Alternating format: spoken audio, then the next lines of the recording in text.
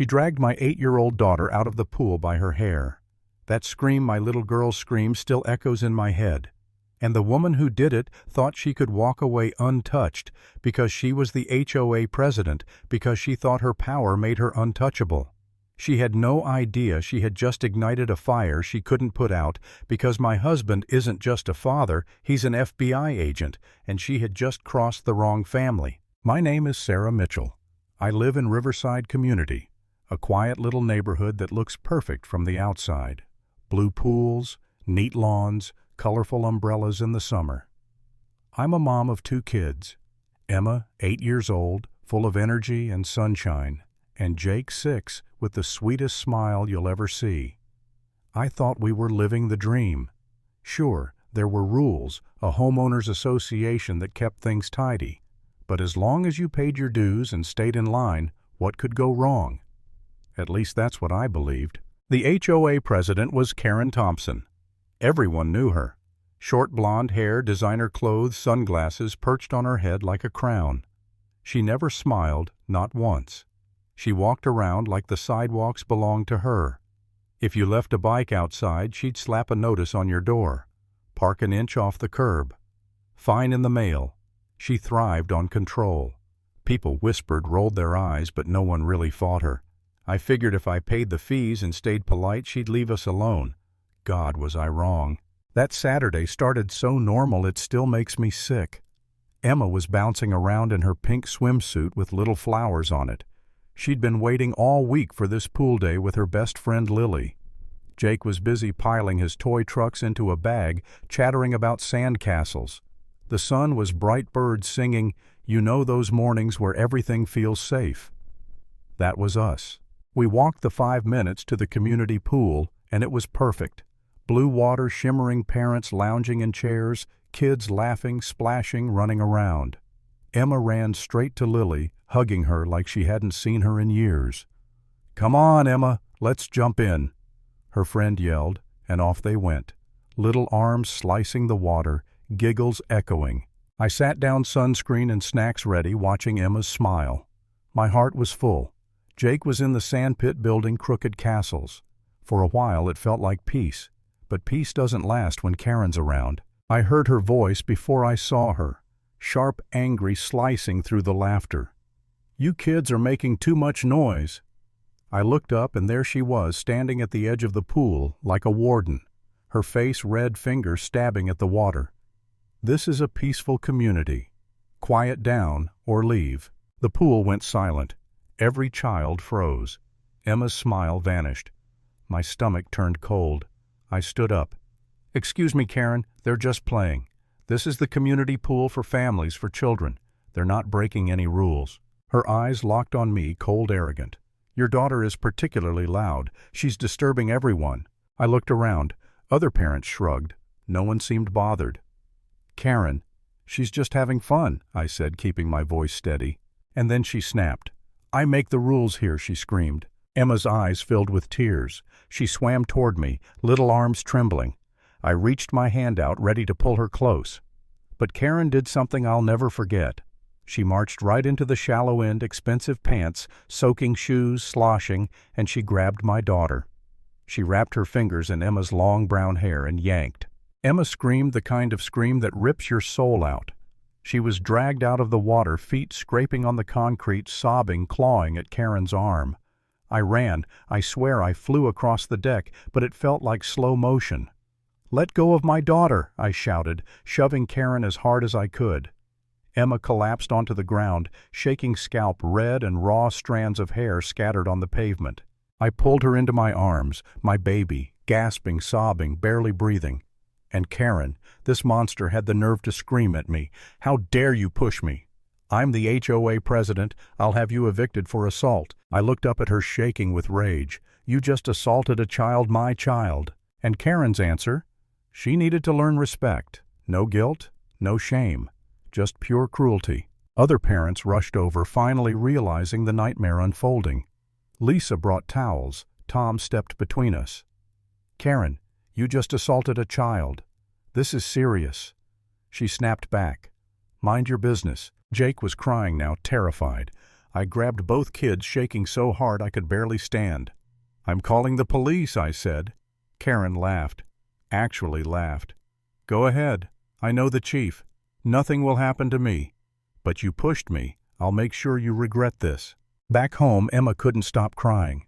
Her scalp was bruised skin, scraped hair torn. I dialed my husband David, my hands trembling. He picked up on the second ring.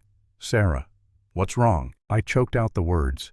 She grabbed Emma by her hair, dragged her out of the pool. "Our baby David.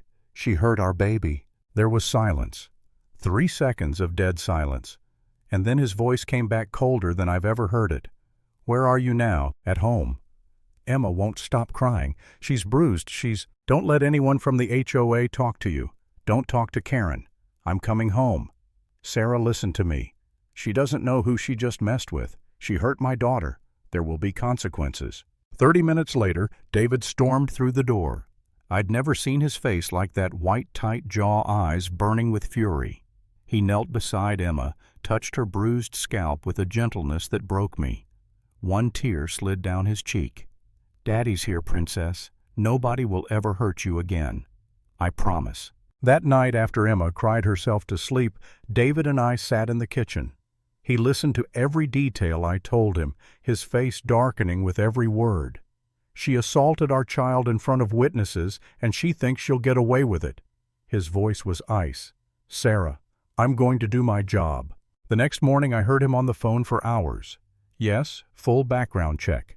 Financial records, tax returns, board minutes. Reasonable suspicion of criminal activity. He wasn't bluffing. I tried to keep things normal, but Emma was gone, her joy stolen. She sat silent, eyes down, afraid. Days passed. The police took statements, photographed injuries, then nothing. No charges filed. Karen sent us a violation notice, fined us for disturbing the peace and for physically assaulting the HOA president. I was stunned. Victim turned into criminal. And for the first time I wondered, did I push too hard? Did I make it worse for my family? Was it my fault? I wanted to leave this cursed neighborhood, hide somewhere Karen couldn't reach us. I told David maybe we should just move. He turned to me, exhausted shadows under his eyes, but he gave me a smile. Not a kind smile, a predator's smile. "Sarah, do you know what I've been finding?" He showed me papers, spreadsheets, bank transfers. "Karen isn't just cruel, she's a thief. She's been inflating expenses and pocketing the difference. Pool maintenance, landscaping, security, all fake numbers. Over 5 years, she's stolen at least $300,000. And the others, Tom, Linda, Mark, they're all in on it." I couldn't breathe. This wasn't just bullying. This was organized crime. We hired a lawyer, Jessica Martinez. Tough, sharp, not easily shaken. "This is clear assault and battery of a minor," she said, "plus emotional distress. You can sue her personally and the HOA. But Sarah, Emma might have to testify." That crushed me. The thought of my baby on a witness stand, reliving it all, terrified. I nearly said no. But David's determination was unshakable. He gathered everything, and when he finally had enough, he walked into his field office with a box full of evidence. 2 weeks later it happened. 6 in the morning, our neighborhood exploded with sirens and boots. 15 FBI agents in bulletproof vests stormed Karen's pristine house. FBI opened the door. David was at the front, warrant in hand. Karen opened in her bathrobe, face draining white. "What is this?" she shrieked. "Karen Thompson, we have a warrant for evidence of fraud, embezzlement, conspiracy. Step aside." Her arrogance cracked as agents flooded her house, seizing computers, files, cash. At the same time, other teams hit Tom's, Linda's, and Mark's homes. Neighbors poured into the street, watching their rulers dragged out in handcuffs. Karen screamed for her lawyer as they shoved her into a black SUV. And still she believed she'd get away. The trial came fast. Federal charges for fraud, embezzlement, conspiracy, tax evasion. State charges for assaulting a child. Emma and I had to testify. I walked into that courtroom holding her hand. She was trembling but brave. The prosecutor leaned down gently.